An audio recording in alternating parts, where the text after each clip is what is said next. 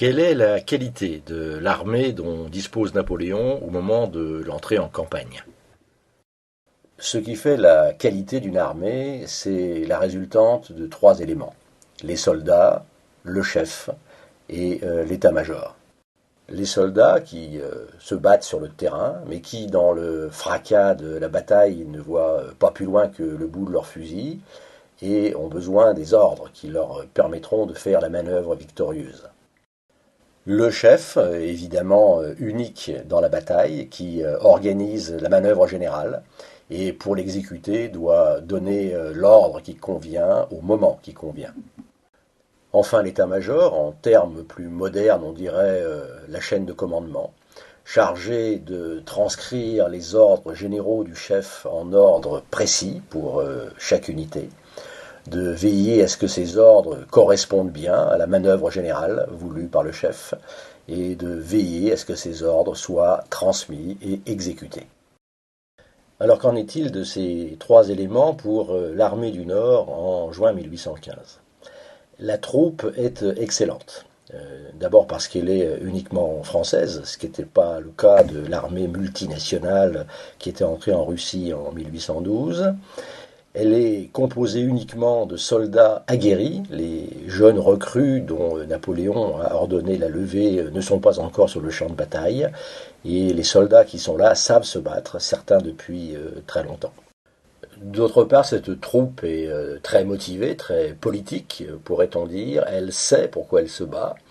Pour l'empereur, dont la popularité dans l'armée reste énorme, pour la patrie et aussi par haine de l'Ancien Régime, dont ces soldats ont cru, à tort, mais ont cru quand même, voir le retour avec Louis XVIII.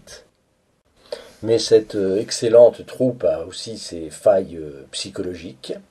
Elle sait qu'elle peut être vaincue, puisqu'elle l'a déjà été, et surtout elle a la hantise de la trahison, parce qu'elle a vu en 1814 les maréchaux trahir Napoléon, et en 1815 même, le 15 juin, la veille de la bataille, le général Bourmont, qui est royaliste, vient de passer à l'ennemi. Donc une excellente troupe, mais fragilisée psychologiquement, et qui éventuellement peut craquer sur le champ de bataille. Le chef. Incontestablement, le Napoléon de 1815 a toujours l'audace et les qualités d'un grand stratège. Son plan de campagne le montre suffisamment.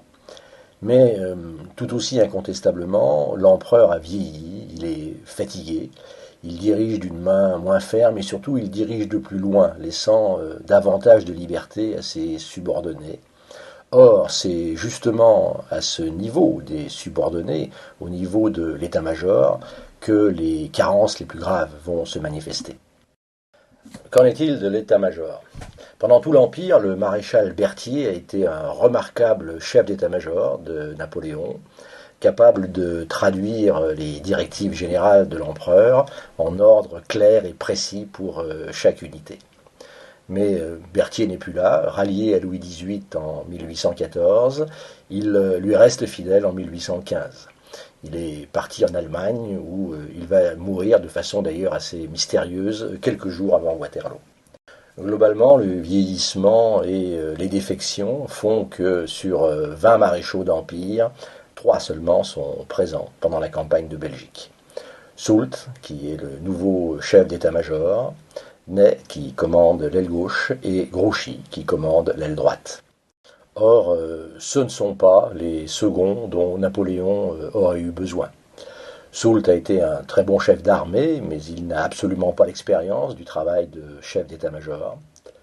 Ney est un remarquable sabreur et entraîneur d'hommes, mais il ne sait pas commander, ou plus exactement, il ne sait pas décider. Quant à Grouchy, c'est un très bon chef de cavalerie, mais il n'a jamais commandé d'armée complète. Et comme il vient juste d'être nommé maréchal, sa promotion toute récente a tendance à l'intimider et le paralyser.